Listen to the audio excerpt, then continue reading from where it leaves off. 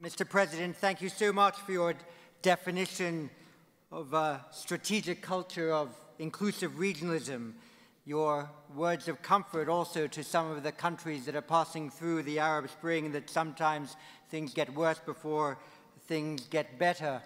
Your appeal also for increased speed in the discussions between ASEAN and China towards a code of conduct. Your call for the Indian Ocean not to become an area of new rivalry.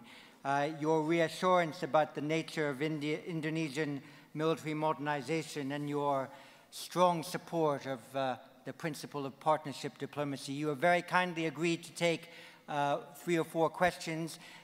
You have wanted to reply to those questions in Bahasa Indonesian, so those of you who want to hear the nuanced replies of the President and don't speak that language, you might want to reach for your earphones. And in the meantime, I might call on the person who might like to ask the first question to seek the floor. I'll try to recognize you. When I recognize you, I hope the microphone will come towards you. Please give us your name and your affiliation. There's a gentleman raising his hand there. If he raises himself, then do go ahead, sir. Give us your name and address your question. Thank you very much. This is on. My name's Robert Asen. I'm from the Centre for Strategic Studies at Victoria University, Wellington, New Zealand. President Yudhoyono, I really enjoyed the address. And on that issue about the avoidance of new strategic competition in the Indian Ocean, is that one of the reasons, do you think, for the concern that one sometimes sees in the Indonesian debate about the closer military cooperation between the United States and Australia?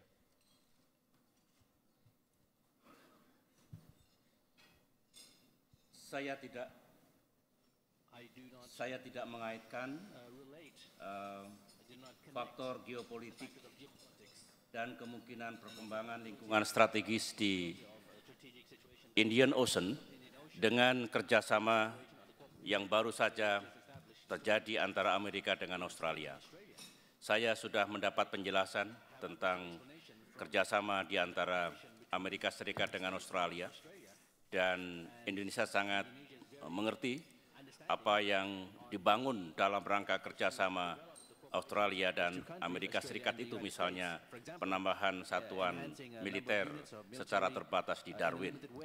Karena saya menganggap bahwa semua players di region ini tentu ingin menjaga peace, stability, and order. Saya berharap apa yang telah kita bangun hingga saat ini, situasi kawasan yang relatif stabil, meskipun ada masalah-masalah di South China Sea, di semenanjung Korea, dan beberapa tempat, tetapi harapan saya semuanya tetap dapat kita kelola dengan baik. Jadi jawaban saya tidak saya kaitkan langsung dengan di situ, tapi saya melihat sesuatu yang lebih generik dan menjadi isu yang akan kita hadapi di masa depan. Yes, you, sir. Please. Dimitri Sevastopoulos, Financial Times Asian News Editor. President Yudhoyono, 3 years ago at this forum, Robert Gates came here and re-announced that America was a Pacific power. Over the last 3 years, the incidents in the South China Sea have grown with more frequency, and they've become more serious. Do you think the US needs to do more in this region, or would more US assets or engagement just make things counterproductive because China wouldn't like it? Sebagaimana saya sampaikan tadi, bahwa salah satu kunci yang mesti kita jaga di kawasan ini adalah dynamic equilibrium. Kalau Amerika Serikat dan China anggaplah sebagai major powers di kawasan ini, tentu semua ingin menjaga stability and order and peace di kawasan ini. Kalau ada dispute, ada ketegangan, kita berharap sebenarnya masih ada dialog, diplomatic solution yang bisa menyelesaikan masalah itu. Dengan berperan seperti itu, saya pikir Amerika Serikat telah memainkan peranannya yang patut di kawasan ini. Jadi saya kembali kepada tesis saya bahwa what we need is sebetulnya dynamic equilibrium di kawasan ini, dan Amerika Serikat tentu akan memainkan perannya secara konstruktif sebagai major players, dan tentunya ASEAN akan ikut serta dalam menjaga sekali lagi terbangunnya atau terjaganya dynamic equilibrium itu.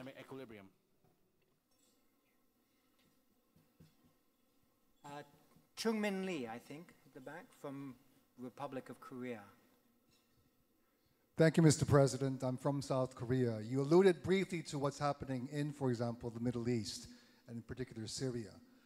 As Asia's great emerging power, Indonesia, you've made tremendous strides in the area of human rights and democracy. And my question to you, sir, is, as the Assad regime is killing his own people, 12,000 people have been killed, what can Indonesia and other Asian democracies do today to help the people of Syria and to send a very strong message to the entire world that Asia is also for democracy and human rights? Thank you.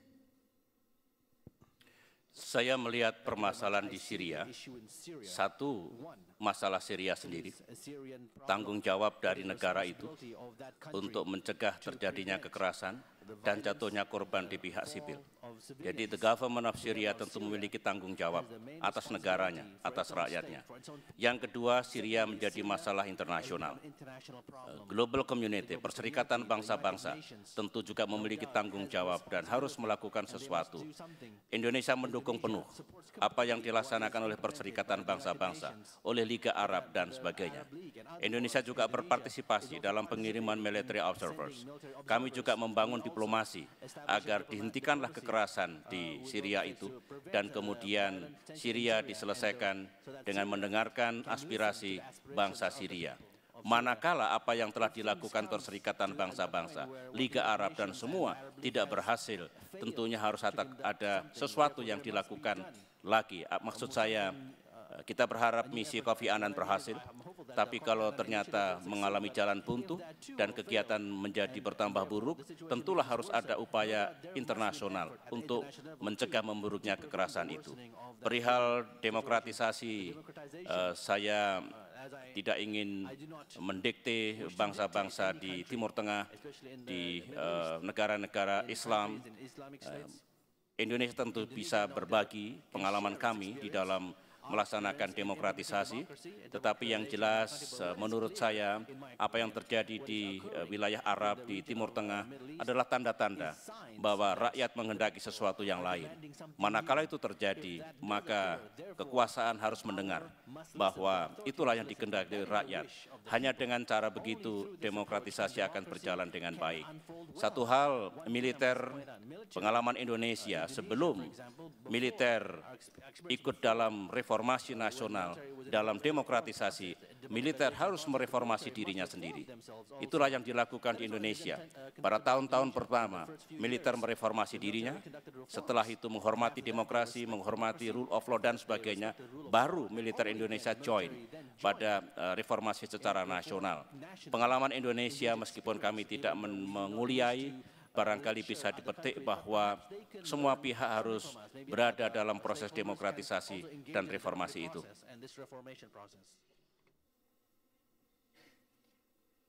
Maybe I will ask the last question. You spoke about the role of powers outside of the Asia-Pacific region in constructing this inclusive regional security architecture, and I suspect many, when they heard you speak of outside powers, might have been thinking about the United States. In this region, it's often heard that Europe is irrelevant now to the Asia-Pacific. Russia, too, is concerned about its internal problems. On the other hand, you see a United Kingdom that argues that it should have no strategic shrinkage. You have a French government that some years ago signed the Treaty of Amity and Cooperation. Russia will host an APEC summit. Do you see any role for Europe, Russia, specifically in the security of the Asia-Pacific and in this inclusive regional security framework? Kalau saya melihat kembali arsitektur yang ada, sekarang ini kita punya APEC, Asosiasi Kerjasama Asia Pasifik, tapi di situ lebih banyak pada ekonomi. Arsitektur yang baru, di mana 18 negara ada di situ adalah East Asia Summit. Amerika Serikat dan Rusia ada di situ. China ada di situ, India ada di situ, ASEAN ada di situ, Australia dan Selandia Baru. Menurut saya, manakala East Asia countries itu mengambil peran yang konstruktif untuk menjaga stabilitas dan keamanan di Asia Pasifik ini, menurut saya akan jauh lebih baik. Jadi menurut saya, tanpa diundang pun Rusia dan Amerika Serikat dalam forum East Asia Summit yang kita juga membahas situasi politik dan keamanan di kawasan ini, tentulah semuanya memiliki tanggung jawab moral untuk bersama-sama menjaga keamanan di kawasan ini. Saya senang karena East Asia Summit sebetulnya semua ada di situ. Ada Tiongkok, ada Amerika Serikat, ada Rusia, ada ASEAN, juga ada Jepang dan Korea Selatan. Kalau forum itu digunakan dengan baik untuk membangun kembali pada tesis saya, geopolitik of cooperation tentu akan lebih baik. Saya tahu ini tidak mudah, saya tahu barangkali mengatakan utopis atau ilusif, tapi selalu ada jalan untuk membuat sebuah kawasan stabil, damai, sehingga ekonomi bisa kita bangun bersama-sama. Demikian pandangan saya. If you can take one more question, there's one more there, that will be the last.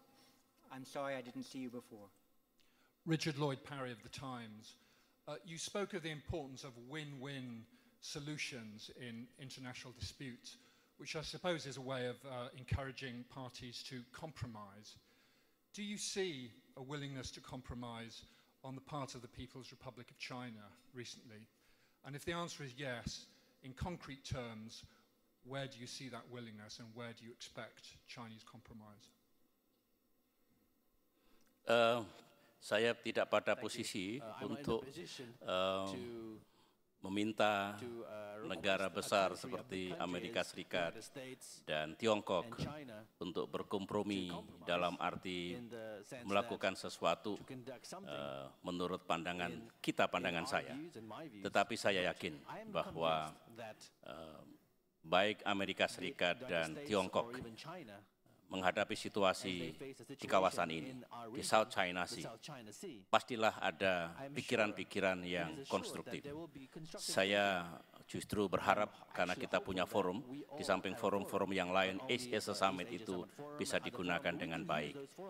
Tentu terpulang kepada Amerika Serikat dan Tiongkok sendiri untuk memilih approach seperti apa, solusi seperti apa, tetapi Indonesia, ASEAN dalam pikiran saya sesuai dengan semangat untuk ikut berkontribusi pada penjagaan stabilitas dan keamanan di kawasan ini, tentu sungguh berharap agar major powers itu bisa tetap mencari solusi yang paling baik. Selebihnya saya tidak pada posisi untuk mendikte atau untuk lecturing. Saya punya keyakinan bahwa sebenarnya jika ada opsi yang baik yang membawa manfaat bagi semua, barangkali itulah yang layak untuk dipilih. Terima kasih atas pertanyaan Anda. Terima kasih. Mr. President,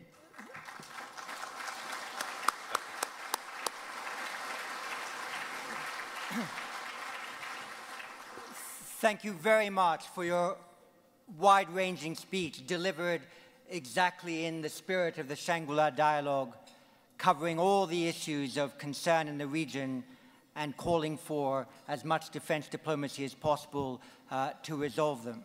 I want to thank you very much for the honor that you did the ISS, the Shangri-La Dialogue, in accepting our invitation to speak here, for your wonderful address, for your frank answers to questions.